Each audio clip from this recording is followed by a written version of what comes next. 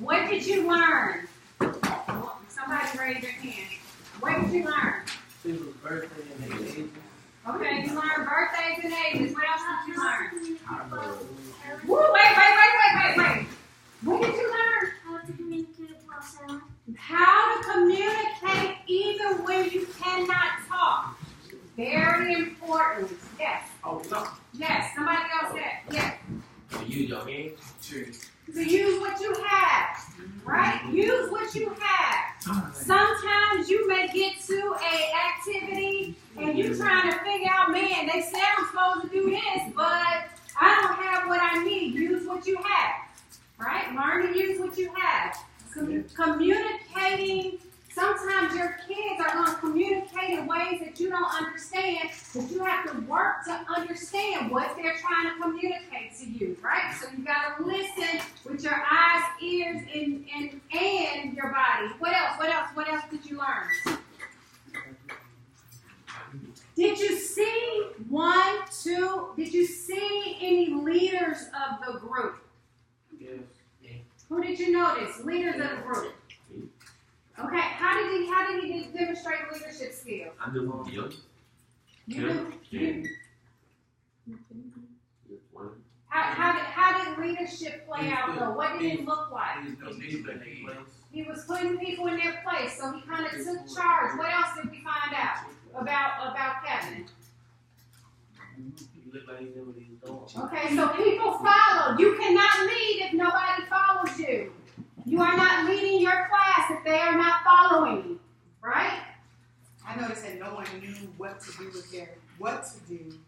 And so one or two people, Raven was one of them, that started going like this, using her hands. And so Yes. she started, and then once she started, people like Tracy or whatnot were like, it's Yes.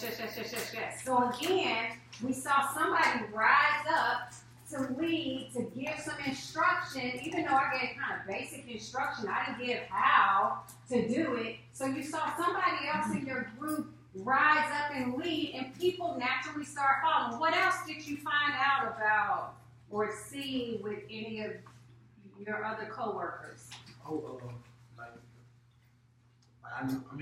We knew our ages, so we just went from there. We started, I knew we was all in the same age. Yes. And much support, so we knew who much we So started. you operated off of information you already knew. Okay, so it's important for you to use what you know. Don't throw out your brain just because you're here. Use what you know. Use what you know about the kids. Use what you know about your teaching experience. Use what you know about having worked with after-school kids all school year long. Use what you know. Okay, what else? One more thing. Anything else? You said what? You old. Yes, we found out how old people are. So how can you use something like this while leading as a Jumpstart staff member or a counselor? How can you use a game like this to discover things about your kids? Yes. How well they can kind of organize themselves and where they are. Yes. The younger people, they kind of are all like, well, we know there's a lot of us, so let's congregate over here. As older, kind of like, okay, well, we're going to get the back, so let's just kind of be here. Yes. So you can learn. You can learn about age range. You can learn about their organization, their ability to organize. What else can you learn using this game about kids? You can see who's like a good listener more than the person that's always talking, but they can talk and listen. Yes, so you can see who is a good follower of directions and a good listener. What else can you learn? One more thing. Who's more aggressive? Yes. More submissive. Yes, so you learn a lot in this particular type of game about the personality of your kids. You learn who is the introvert and who is the extrovert typically. You learn who can function as a team and who typically just kind of comes along and follows whatever the leader of the team does. Neither one are good or bad, but if you know that about your kids, then you can easily assign your group so that you're not the only person that's bringing order to the group. You can have some kids that's helping to bring order to the group because you are going to have some introverts and you're going to have some extroverts. All right? Yes, sometimes an even more important thing too that you will learn, because I even saw it out with us a little bit, you will learn who the, not the mean kid is. Like when Brown was talking about the aggressive kid, that kid is like, oh my God, why did you do that? We made a birthday at that time, blah, blah, blah. Yes. And in that moment, you can help them understand how to better communicate and talk to each other, because it's a game of silence. They would have known they got it wrong, but you'll have that camper that's, very quick to just be very, just a little biting and mean stop in that moment. So everything that we do is so that you can then translate it into your role as a staff person here this summer. Our goal is to have lots of teachable moments, and just like we have just debriefed, we'll go over this a lot more in detail, just like we have debriefed with some questions and what could have happened or what did you learn. That is exactly what we want to do for every class period, is we want the kids to be thinking. Our goal also is to help with that social emotional development. You can do that by using some strategic games like this to help your kids think through things. Chantel? You're on.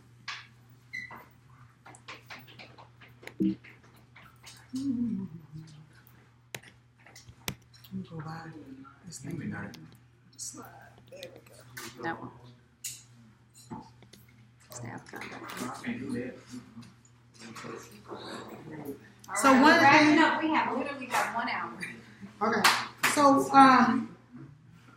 one of the things to remember when it comes to staff conduct and standards for staff is that when you decided to join the Forge in this endeavor, to love kids and to be a jumpstart or a counselor, then you, in essence, signed on to be a representation of the Forge.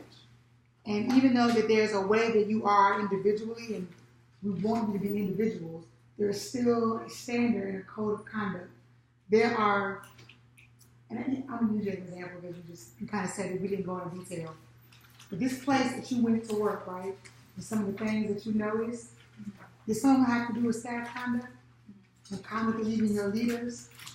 And the people around it? There have been places that I've gone, and you can see that a standard of conduct is not in place. And people think it's cool to just allow people to be so individualistic that they don't know how to follow conduct. And because we are all so different, because we all have different backgrounds, different tastes, whatever, we're in different places spiritually. If there's no code of conduct, if there's no standard of what we need to do at the Forge, regardless of whether I agree with it or not, if there's no standard, then there's going to be a lot of confusion, people all over the place, and I can be frustrated or a little perturbed by a standard, but I chose to be a part of it. Does that make sense? And so when you chose to be a part of the Forge, you chose to fall in line with the standards that the Forge has. Does it mean that the Forge is better than your family? Does it mean that the Forge is better than you? But it means that when you are a staff person, a part of the Forge, it is no longer just about you, but it's who you represent here and outside of the Forge. Everyone, especially in this area, knows who we are. So, code of conduct. Social media standards for staff, social media platforms for you all and for high school interns. So we, on the application, we asked for your social media handles. That's a standard thing across the board with employment because we want to see how you are representing and how you are living. If you notice when all the racism and stuff started popping up with people and they calling them, I don't know, barbecue Becky or permit Patty, and you hear about how they lost their jobs after the things that were put out on social media, how Exxon said they didn't want to have anything to do with someone that is carrying themselves like a racist or someone that's profiling, they've been fired looking at their social media. Any job that you interview for, and Jumpstart will talk about this, they will look at your social media, especially if it's not private. So if you have a public page, know that we have seen it. Not to judgy, but looking at man with our standards of who we say we are, doesn't look confusing for, I'm not saying this is y'all, but a convicted rapist who's working with kids. And that was on your page, or that was on your profile. Or a pedophile or someone, and you're working with kids. And we have to go back and go, ugh. You understand what I'm saying? Your social media platforms either need to be private, or you need to make sure that they are in line, not with the Jesus part, but that you're not out here being crazy, racist, ridiculous, and you're working at the forge. Does that make sense? Our children can never be on your personal pages. And I'm the queen of, I love getting on Instagram. And I have to remember sometimes that I can't put my kids, the Forge kids, on social media. So please do not do that. If you have some funny pictures that you've taken, you can always send them to Bridget. You can always send them to me, and we'll put them on there. Dress. Are we going to get the dress code? It's in the binder. You can briefly go over Okay. it. It's in your handbook. So our dress code is pretty standard because we have a collar, and I have your t-shirts. But your dress needs to be that is comfortable, where you are ready to work with kids, bending down, doing whatever. So Jumpstart, I put in our group text when you show up this week not to have on super skinny jeans or tights, things that will draw attention to areas that don't need to be drawn attention to, but also so it can be functional. It's going to be hot this summer. If you wear a whole bunch of skinny jeans, you can't do what we need you to do. But it's a little bit easier for us because all of us have staff t-shirts. You have to wear your staff t-shirt every day. I have to wear my staff t-shirt every day. Bridget Thomas has to wear her staff t-shirt every day. Everyone has at least 2 staff t-shirts. Our color was currently out of stock, but it'll be back in stock mid-June. So if you want more shirts, you need to let me know. You have to pay for those extra. But everyone at least gets 2 staff shirts. So that means it's your responsibility to make sure your shirt is washed and ready to go. I have 2 staff shirts. Those 2 staff shirts have to last me all summer. That means I'm doing laundry every other day. And I can't use as an excuse my shirt was dirty for me not showing up with my staff t-shirt. I just gotta wear it. I just gotta wash it and wear it. May I inject, Chantel? I know I hear a little bit of buzz. We initially were just going to issue out 1 staff t-shirt, but we realized since we're asking you to wear them every single day that we would give you 2 to start out with, and if you want additional, then you can pay for the additional. I know a few of you all have already asked for additionals. Ms. Chantel has that taken care of. I think. Another thing with dress, so we address the tops. Everyone's gonna have on staff t-shirts. Your bottoms, know your body. If you're bigger than most, and the booty and whatever, we're not wearing short shorts. We're never wearing spandex just tights just by themselves. You need to wear gym shorts, or you need to wear soccer shorts. Are we doing tempos this year? Know your body again. Yeah. You know, remember tempo shorts are the kind of the Nike run shorts. It's got the loop. A lot of the big challenge with tempo is when you sit down, ladies particularly, you can see up the leg just because they're gapped. And so know your body or put on some spandex underneath. Yeah, I love tempos. I never wear them without spandex. But one of the reasons we say know your body too, Bridget and I's personality type, we are never afraid to address what needs to be addressed with staff. Like we're just not afraid to do that. But we're not excited about it. Just because we don't have any fear in doing it doesn't mean that we look around going, man, how can I just talk to somebody today about their 2 short shorts? That is awkward for us. Like it is like skin crawl under a rock. Because it's just weird. No one wants to do that. We want you to be able to govern yourself accordingly. Even for the boys, that your shorts aren't super, super rolled and we see your print and all of that. Nobody wants that. That's just honest. And so know yourself, because if our staff, including us, if we're out of dress code, we have to address it.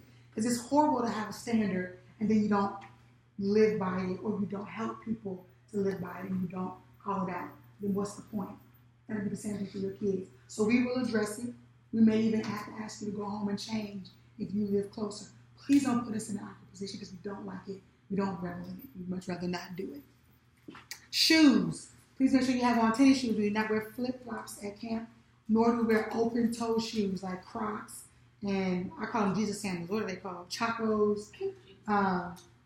You can wear those during water day when you change into those when we're outside, and we'll talk about that, when we get closer to it. But for the most part, tennis shoes and socks. I would not suggest wearing just Vans. Like, I would not be wearing these when the kids get here running around. It's very hard on my feet to run around with kids. We have to be ready to work with them and get hyped with them, and we can't let our gear or our attire get in the way.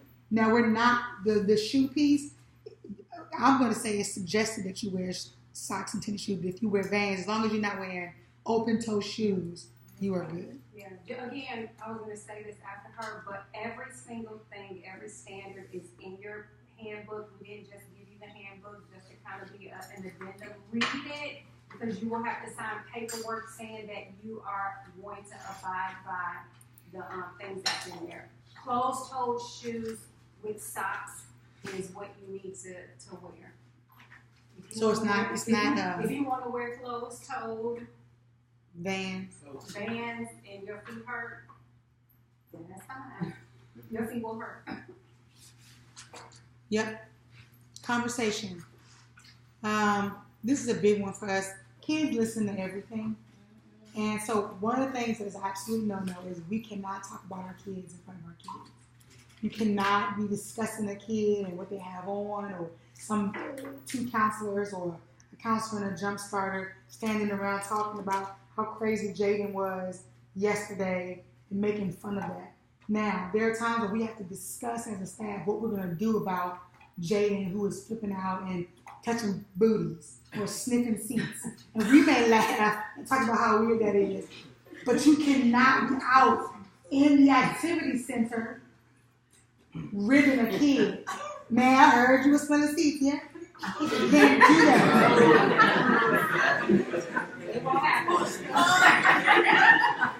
Never discuss your campers and issues that you are having with your campers in the activity center, especially where your kids are. If you got to get with your co or get with your jump start and talk about something you're going to address, be mindful of your environment and do it away. Same thing with our talk amongst each other, our conversation. Our conversation needs to be God-honoring. It needs to be uplifting. The biggest way that you can ruin trust amongst a team, and trust me, it's going to come up because the enemy does not want us to have the type of impactful, powerful summit that we're going to have. The quickest way you can ruin trust is for me to have an issue with the door, but instead of me talking to a door, I'm having a conversation with with Trinicia about a door. Because I just left the gathering place and I noticed that the door wasn't doing her job. And so I'm going to go and I will talk to Miss Trinicia, and my conversation is not uplifting or honoring to her, especially if I have no desire or no intention of going back to a door and saying, girl, I need you to step up like you weren't doing your part. Doing the dozens in the heat and being super sarcastic all the time is a very dangerous space to be in when it comes to conversation and how we connect with one another. We can get through a summer without shaming someone else. It's one thing to be like, oh, man, come on, you're doing your job, whatever. It's another thing to, like, every time a person comes in, man, you look like doo-doo, you smell like doo-doo. When you get your haircut, and that may be jokey, and Jumpstart, we'll talk about it more personally because y'all are teammates for real. But man, it's a different story when it's hot outside, you're tired, you've been giving your all, and that's what you get every day. May our conversation, may we be different, and may we be bold enough to be different where our conversations are uplifting one another, because we're going to need each other this summer. That we're not cussing, we do not tolerate cursing at the boys, no cursing at the kids, no cursing at each other. Anything that would defile our character and our trust with each other, we don't do that. So your conversations must be uplifting, God-honoring, and encouraging. If you got an issue, we'll talk about that later, go to the person. Don't have a whole conversation with whole half of the staff, because trust me, it'll come out, and it's going to make a hard time. And we're going to deal with it, and we're going to bring it to you in boldness and in truth. Questions about that conversation piece? Anything with that conversation piece? Food. This is a little different because we are eating lunch and it's staff training week and we're building camaraderie. June 10th, when it's time for you to work and be on staff. If you work in the morning and you show up, was it 8:30? 8:45. That means you have had to eat breakfast before 8:45. You come to the forge and you have your breakfast with you. You put it in the refrigerator at your own risk. But you can't go and say, I'm showing up for work at 8:45 and I'm going to go eat. If you show up a little bit early to do that, that's different. You need to go into the admin building. But when it's time for you to be on, you have to be on. Same thing for lunch. When you go for your lunch break and you come back, you cannot be still munching on your food. Once you clock in, we are ready to go. We do not put food and leave food on the front kiosk where everybody comes in to be introduced to the forge. You can't leave your sodas there. We have a nice refrigerator and a reach in at your own risk because somebody may go in there and take it. But that's where we can put it, but we cannot have food just out and about. Yeah, and can I say that you cannot bring your sodas, open food, and put it in the refrigerator, because if the health department comes and inspects, that's a ding for us. So all food has to be in a package, and no open, like the Whataburger drinks, like if you didn't finish it all, we cannot hold it in the refrigerator. Okay? We can put your lunch pails and all that stuff in the refrigerator, but not open packages. This one is self-explanatory. Alcohol, drugs, and prescription medicine we do not bring on forced property. If you have a condition where you take meds and you need them, they need to be kept in your purse, in your bag, in your car.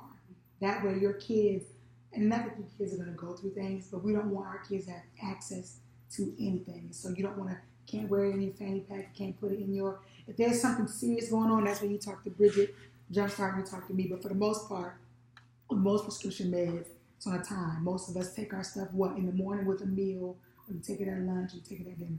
So there really shouldn't be a reason why you have prescription meds that are on you, unless there's something else that you talk with Bridget. And also, just kind of add on to that, if you have to take prescription meds that will cause drowsiness and fatigue, that's probably, like, you're working with kids, and supervision means you have to be watching them and aware at all times. If it's going to affect you in a way that it causes you such drowsiness that's going to affect your job, then you probably want to stay home. Communicate, but you probably want to stay home or take it where it's not going to impact your job. I will say that if you bring a lock, a padlock, whatever kind of lock combination you want, lock. a combination lock. If you want to bring a combination lock and put your book bag and cell phone and purse in the locker, you can certainly do that. My suggestion, however, is at the end of every day, take your stuff out. Don't leave stuff in the locker. Take it with you. But that way you don't have to leave your cell phone in the car. You don't, because it's hot. You can use lockers. Okay. That may be a little funny when we have our visiting our Bridge Builders group, but for now, Bridge Builders is not coming until sometime in July. Are we doing dojo? You want to put it together? Okay, so we are. It might be hard to do dojo. Yeah, everybody. We are a state. We are a state licensed facility. So that means we are subject to visits by the Department of Health.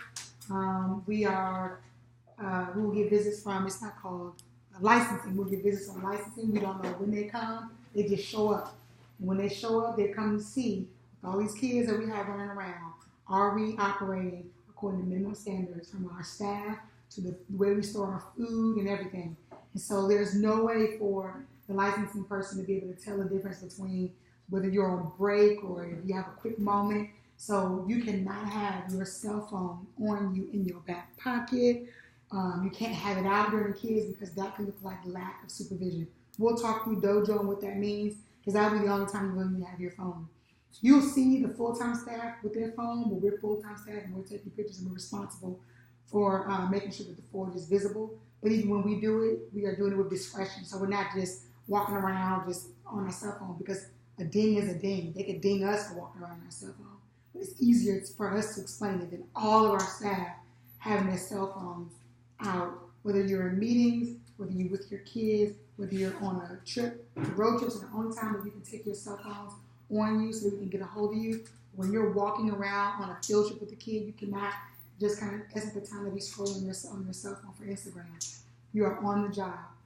Your cell phone is for us to be able to reach you And if you want to take pictures and you're on a field trip, that's another thing. But in terms of just being on your phone as a part of your daily practice, you cannot do that. Or else if we get continued dings, they can shut our facility down. That can ruin my license, Bridget's license, and we won't be able to do what we do in our community. And that is very serious. Any thoughts about that?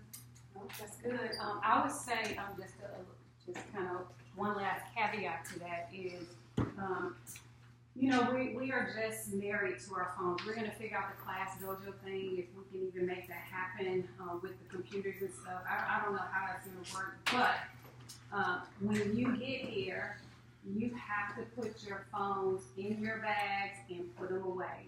So lock them up in the locker room so that you are not, because I know it just is what it is. You're going to be on your phone. If it's in your pocket, if your phone vibrates, the natural thing to do is what? And this is how we're going to end up checking it. And so let's put them up so that they don't become a challenge for us at all. And again, we'll figure out the competition. We have walkie-talkies too for major underage staff, but full-time adult staff, walkie-talkies. So we're constantly. I've been charging them up to see if they work, and so right now, we had to uncharge them because we're doing the floor, but I think we are going to be in good shape for walkie-talkies. Again, field trips, we will also, we only have one field trip that is water-related, and so for field trips, we will still be able to take our walkies and be able to communicate like we did last year. The lead counselor will have the walkie so that we can always be in touch.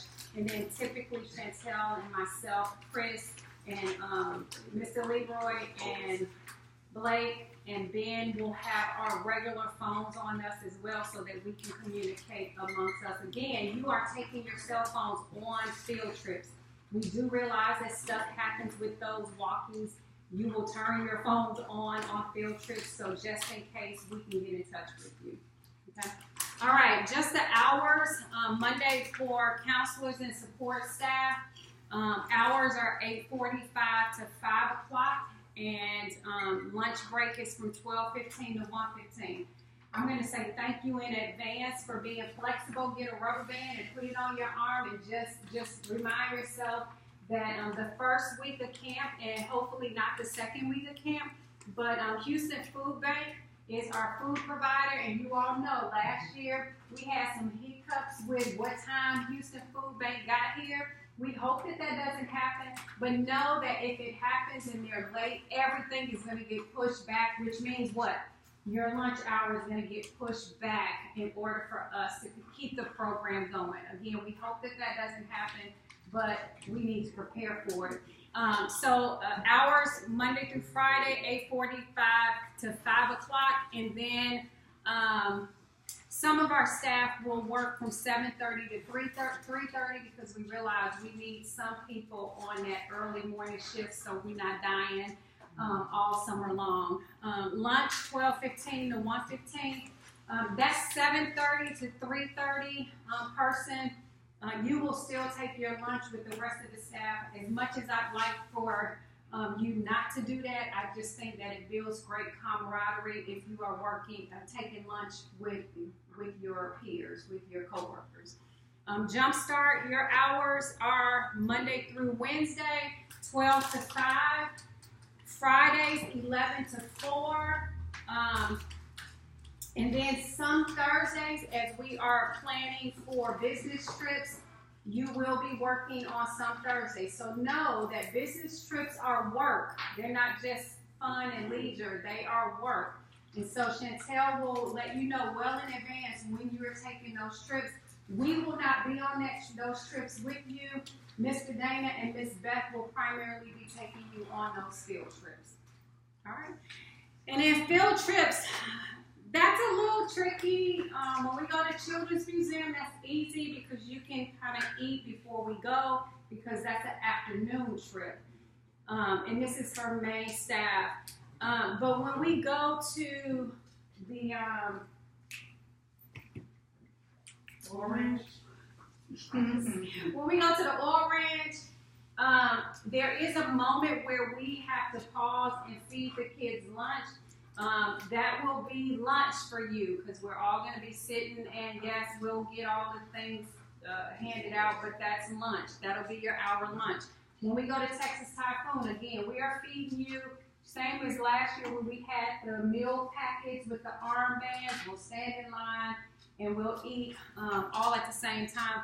Those 2 trips, the goal would be to get back at 5 o'clock, so you can go ahead and go at 5. But we may not get back at 5 o'clock. The goal is, but if we get back later, that's cool. Still, you'll be clocked in until it's time for you to go. We're not going to cut your hours because we get back at 5:30. You'll work until 5:30. The one caveat to all of this is, in the past, we have asked staff, and we're going to ask you again, main staff. We have asked you to consider going to overnight camp as a chaperone, and in the past, we've been able to pay staff for going to camp as a little sabbatical type deal. And this year, unfortunately, we are not able to pay staff to go to overnight camp. It will be 100% volunteer basis, and so we will be asking. We do need some people, but just know in advance that it's a volunteer basis. Jumpstart, it's not optional.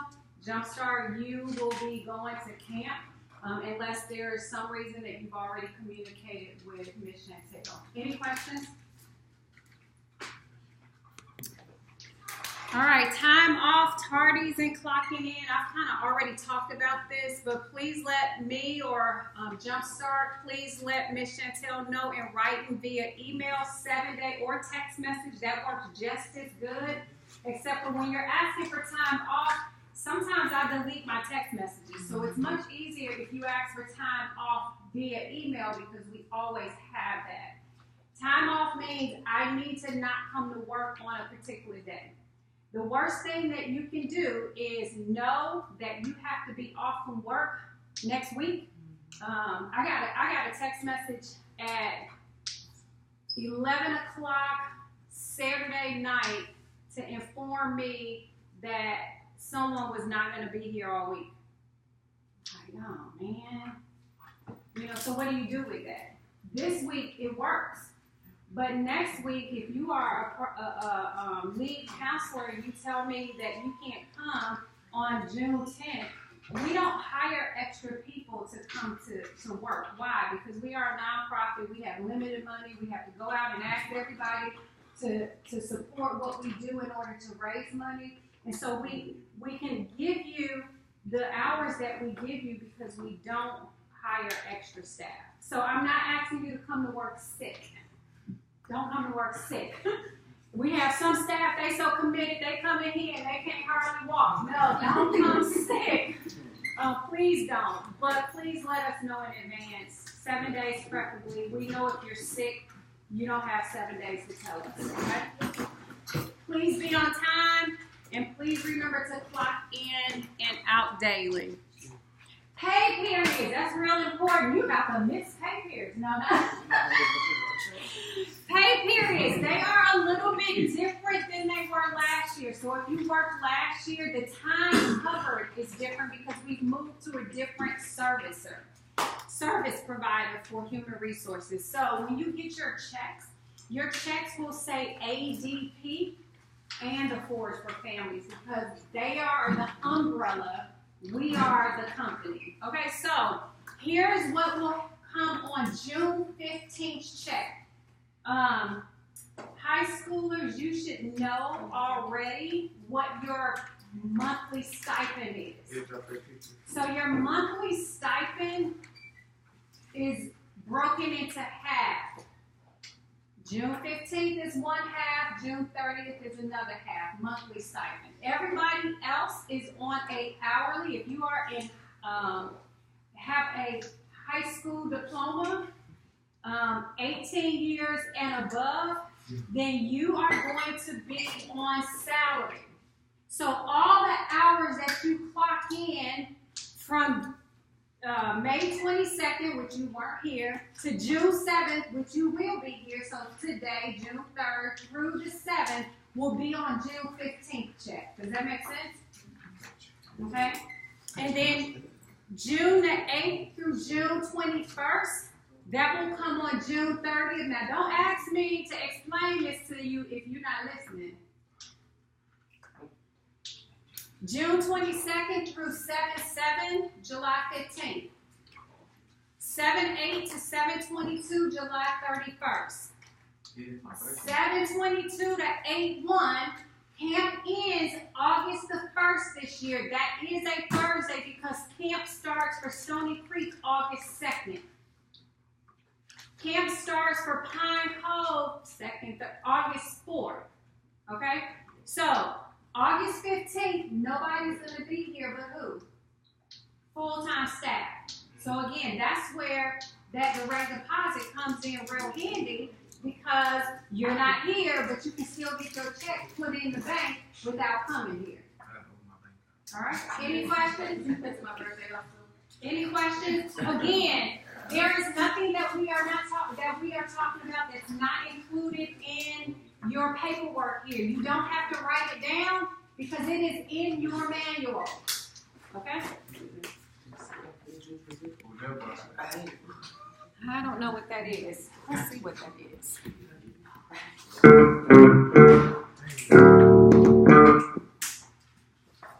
I think that's supervision.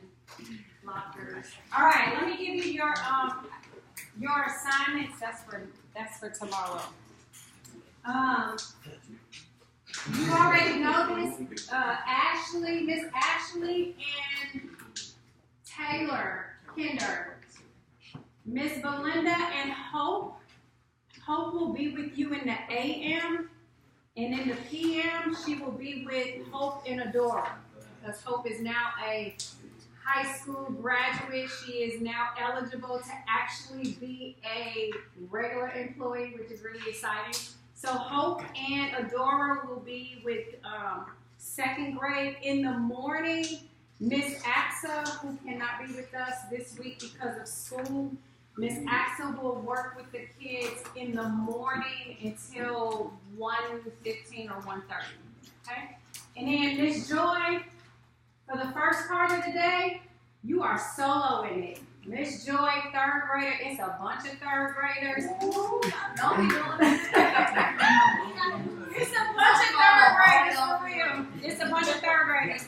And then in the afternoon, we'll hook a jump starter. So the nice thing is some staff will have 2 people in the first part of the day, and it will be 3 in the second part of the day. The smaller the kid, the more help is needed.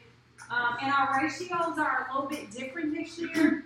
Kinder, max 15. Second session, we did squeeze one other person in there, so there's a 16th kid. First, second, third, fourth is 18 max, which is 3 more than last year. And then 5th grade is 15 because they're older. But right now, our smallest numbers are in 2nd grade, whoever has 2nd grade, and 5th grade. 5th grade right now might have 8 to 10 kids. 2nd grade may not even have that many. So just kind of FYI, pray that we get some more 2nd and 5th graders. Brianna, you're 4th grade. Woohoo! All the same kids you had last summer. I'll tell you this. For a few classes, I do like the idea of having a familiar counselor because you already know how to manage those kids. They're older, and you have relationship already developed with them. So they're not coming in, especially that group, they're not coming in with a fresh person that fresh person has to figure out how to manage that class, and that's why I gave you 4th grade. So, yes. And 5th grade, Miss Raven, again, I told some people some different great age groups, but thank you for your flexibility. As Chantel and I were putting things together, we came up with what we thought would be some better options. All right, so we feel like this is great for you. And then 6th grade, Miss Trinicia and Deshaun in the first 3 weeks, and then Miss Trinicia and Mr. Carl in the second part.